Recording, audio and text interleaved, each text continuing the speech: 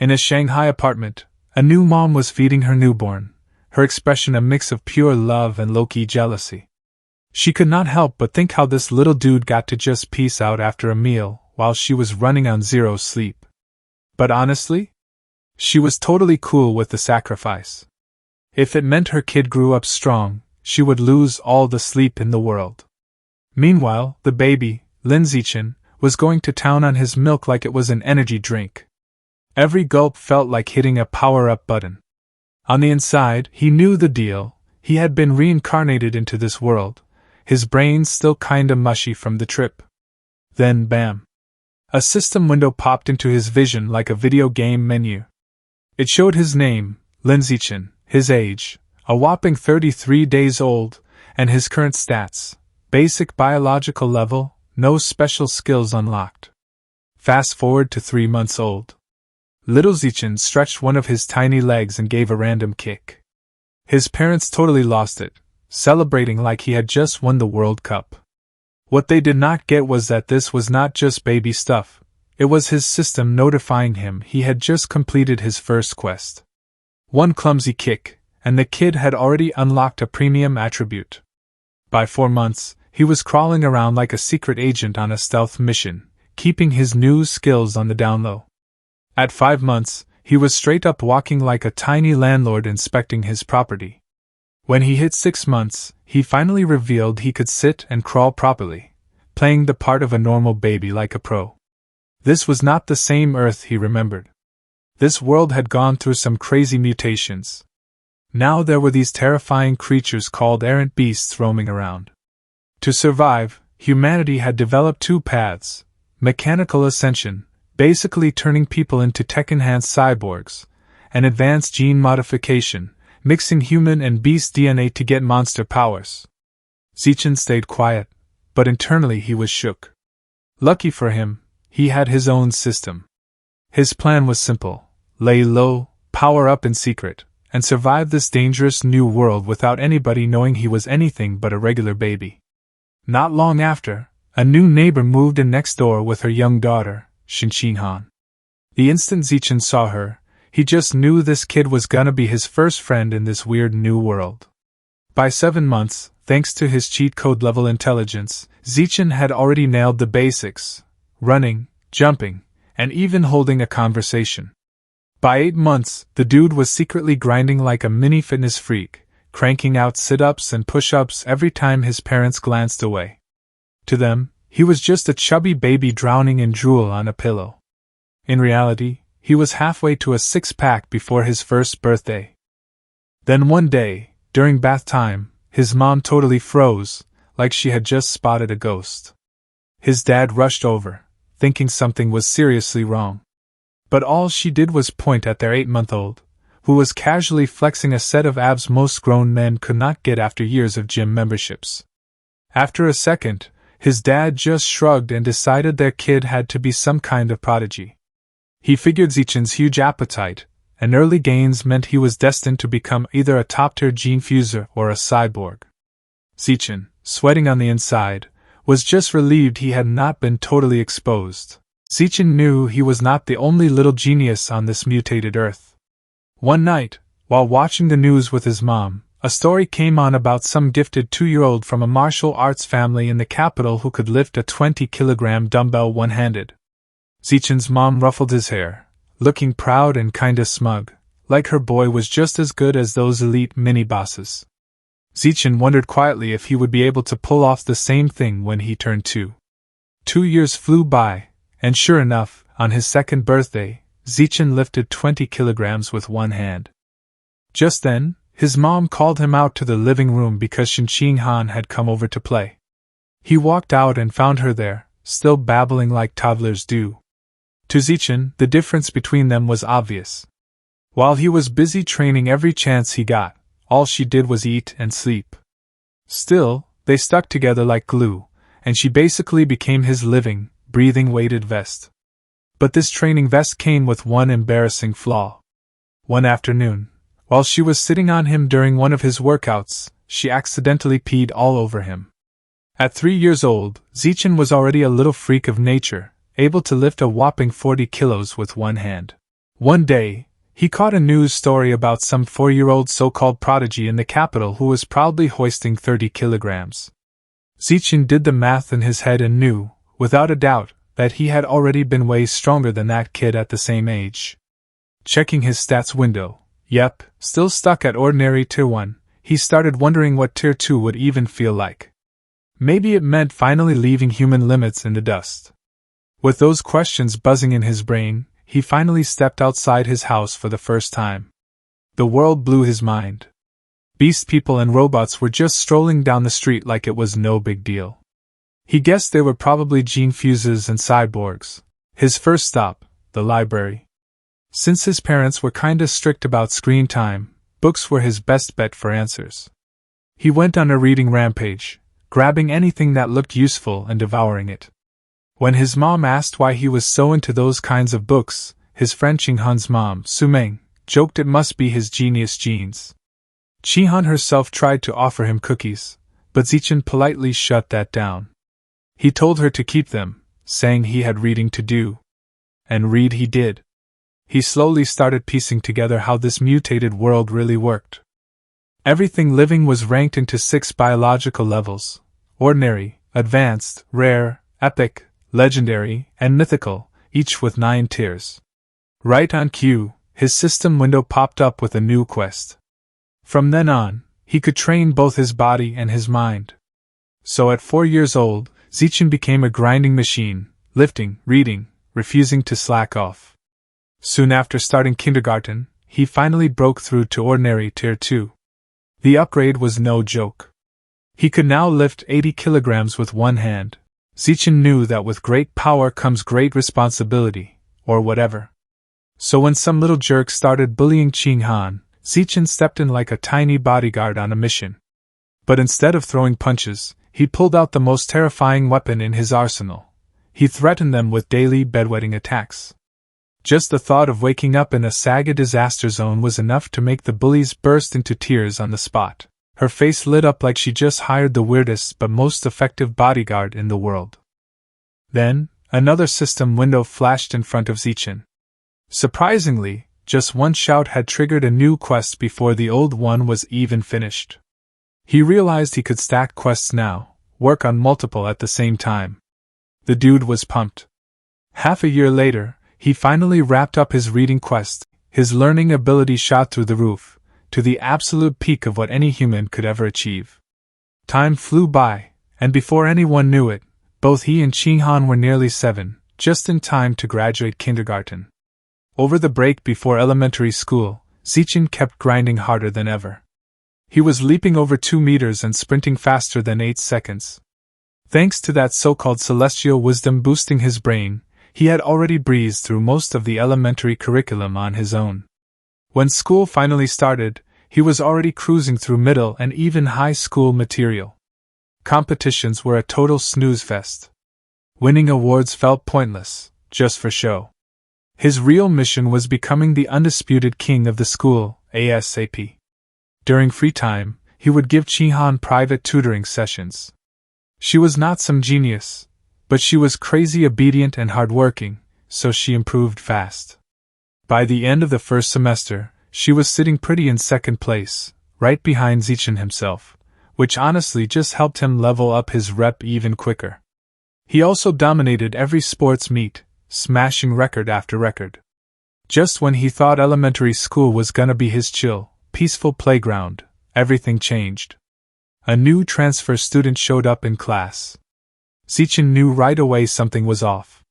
She had this weird vibe, like, not fully human. When she walked in, the whole class stared. Chinghan leaned toward Zichin, whispering in awe that her hair looked like winter snowflakes. But Zichin was too busy in his own head to answer. This new girl felt different. She quietly took a seat behind him. Over the next few days, Zichin kept a close eye.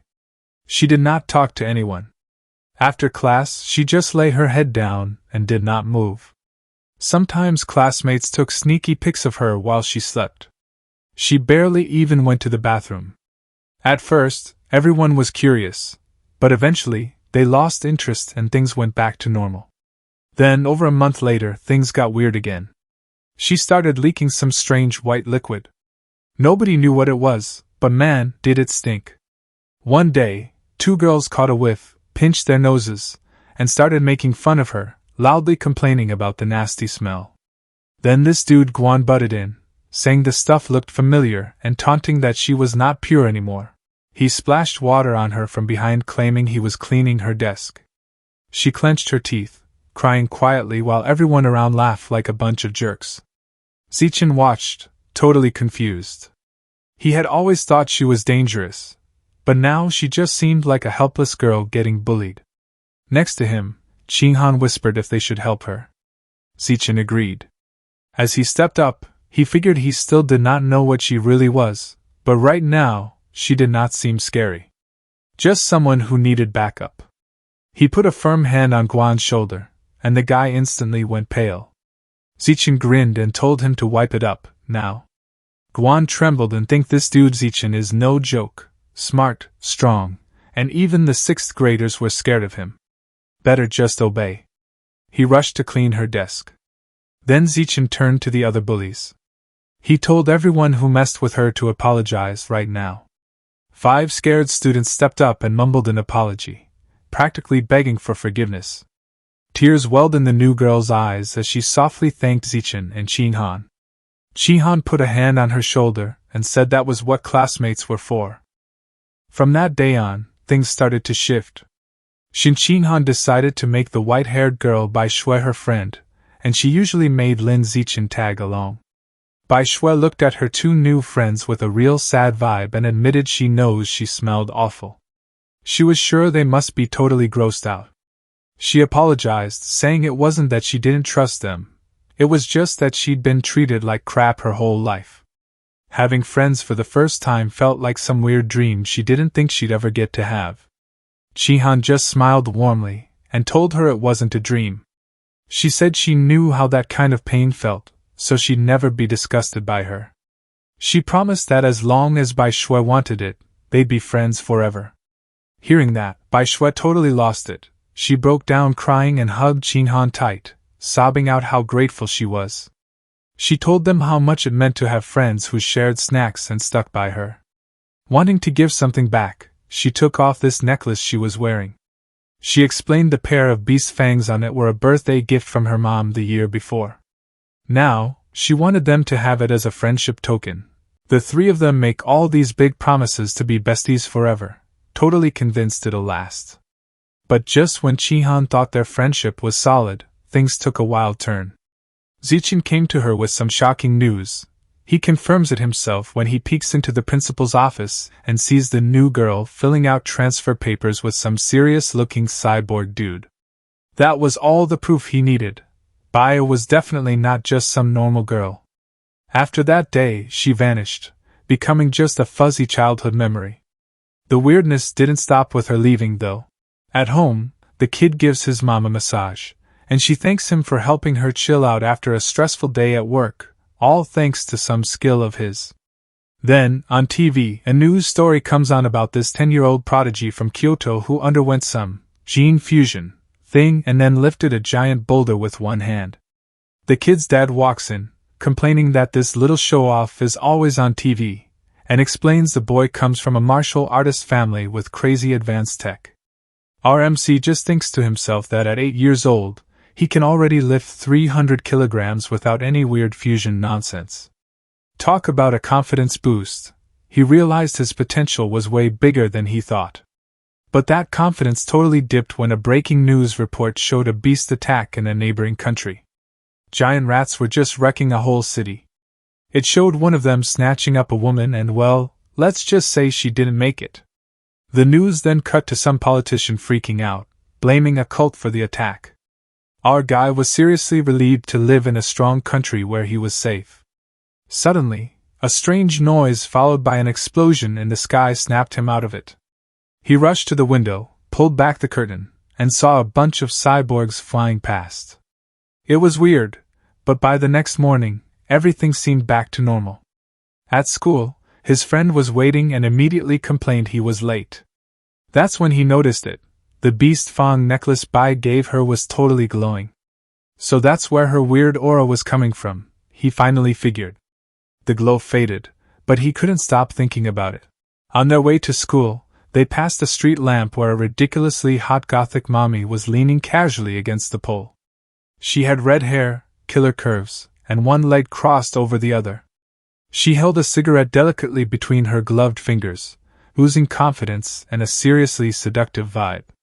She glanced at the two kids looking amused, like she found them adorable. Ching-han cheerfully turned back and clarified that they were not siblings, but childhood friends, best friends, actually. Zichin, though, kept his usual serious face. The gothic woman gave a playful, mysterious smile. With one arm folded across her waist, making her curves pop, she said she envied them, wishing she had had a bond like that with a childhood friend.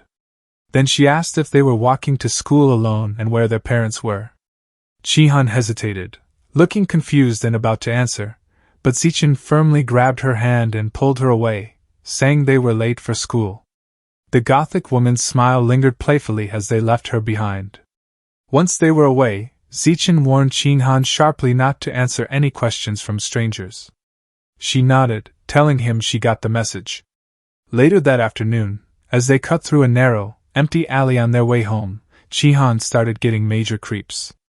She squeezed Zichin's hand, whispering that the silence was way too creepy. Zichin just shrugged it off, explaining that the whole neighborhood was basically a ghost town. Everyone had moved out because it was getting demolished next week.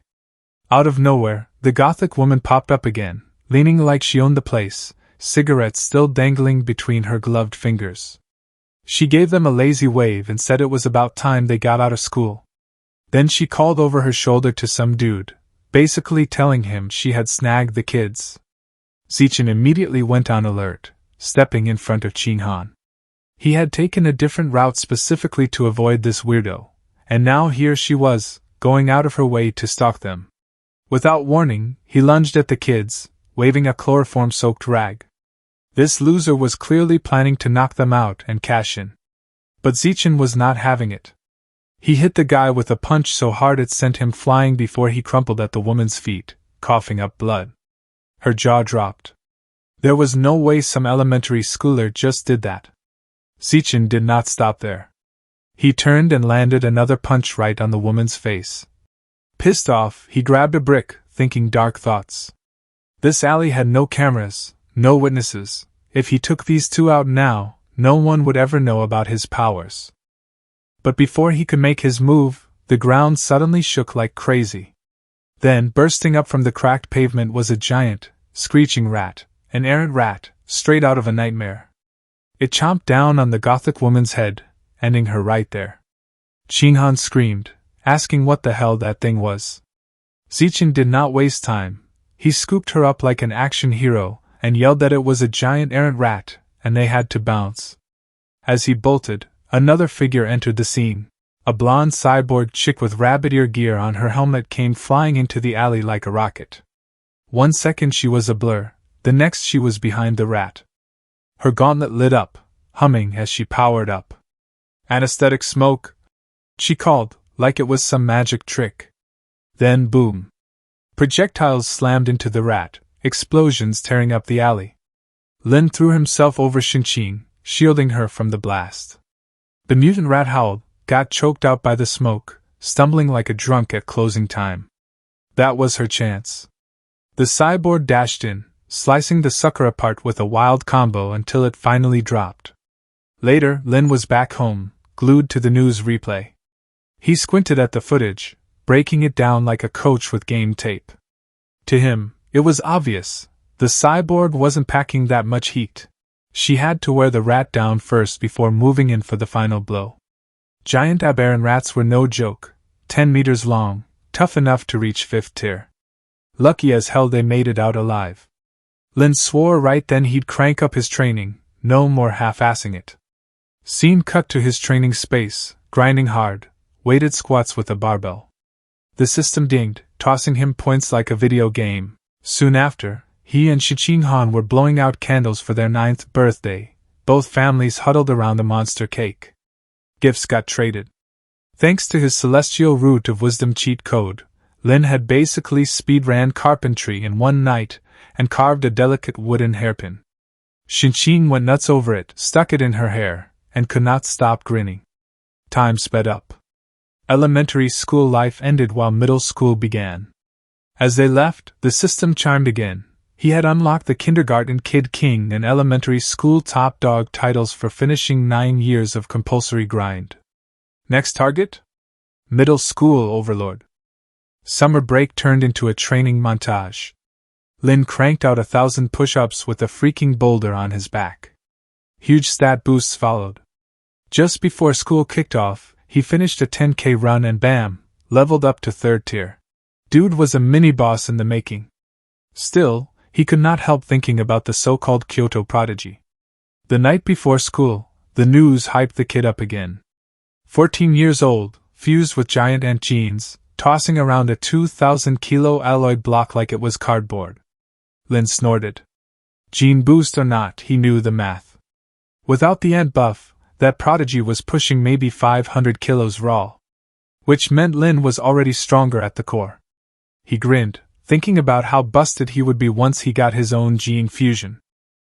The next day middle school kicked off, and of course every top school in the city had tried to rope Lin Zikin in. He went with Shanghai Middle, but only on the condition that Shiqing Han got placed in his class. During registration, the principal and homeroom teacher rolled out the red carpet, acting like the school had just won the lottery. Truth was, he did not pick the school for the academics or the fanfare. He had scoped out their sports facilities, and they were insane. He and Shiqing had planned to break in the badminton court before classes even started. On the court, Shiqing was hyped. She twirled her racket like some anime hero and yelled out her move, fairy curveball, before serving. Zikin casually caught it midair like it was nothing. Before they could get going though, a squad of upperclassmen strolled over. Their leader, rocking a backward cap like some wannabe gangster, snatched the shuttlecock and claimed the court was theirs. His crew laughed and tossed out slimy offers about letting Shiqing hang out with them instead. Shiqing was not having it. She stood tall and snapped back that rules were rules. They were here first. Zikin's face turned ice cold the moment the guys leaned too close to her. He stepped up, told them to back off, and reminded them how first come first served worked. The cap-wearing clown just smirked and declared the court his anyway. He tossed the shuttlecock up to serve, except he never got the chance. Zikin blurred into motion, muttered that his rules were the only ones that counted now, and unleashed a smash so brutal it turned the shuttlecock into a white streak. The hit blasted the guy's racket apart, and sent his cap flying like a frisbee. Dead silence. The upperclassmen froze, sweat dripping. One of them muttered if Zikin was even human, maybe some gene-fused monster. Another whispered that if the aim had been off, their boss's skull would have popped like a melon. That was all it took. They bowed, babbled apologies, and bolted. After that day, no one dared mess with Lin Zikin or Shiqing Han. School life after that felt pretty much the same, just with bigger classrooms and shinier gear. Academically, Zikin was light years ahead, so in class he just burned through random books to stay entertained. At night, after workouts, he would hop online and speedlearn whatever caught his eye: cooking, swimming, photography, even driving. Guy was basically a walking skill tree. He was not just gunning for straight A's though. To unlock the middle school overlord title, he had to dominate everything. So he joined national competitions, stacked up trophies like they were Pokemon cards, but held back enough not to look like a total alien. Still, a semester passed and no title. What he did get was piles of love letters from fangirls. He did not even glance at them. The only person he cared to tutor or hang out with was Shiqing. Then came the school's sports festival. Zikin figured this was the big chance. He signed up for 3 events: shot put, high jump, and sprinting. His throw hit over 2,000 meters. Even though he toned it down, he still crushed everyone and grabbed gold in all 3. While chilling with Shiqing afterward, admiring the medals, he felt it, that surge.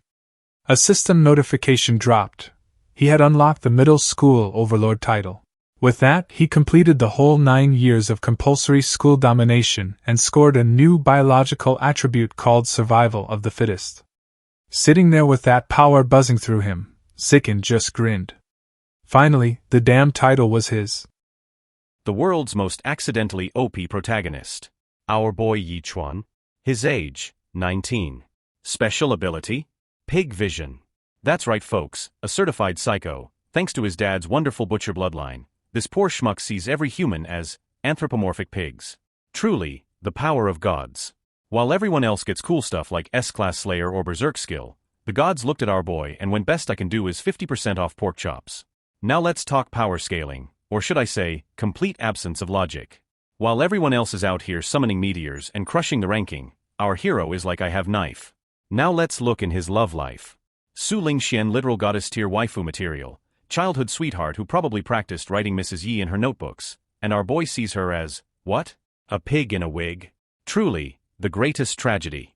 But hey, at least when she inevitably tries to murder him, he'll have that 50% damage reduction.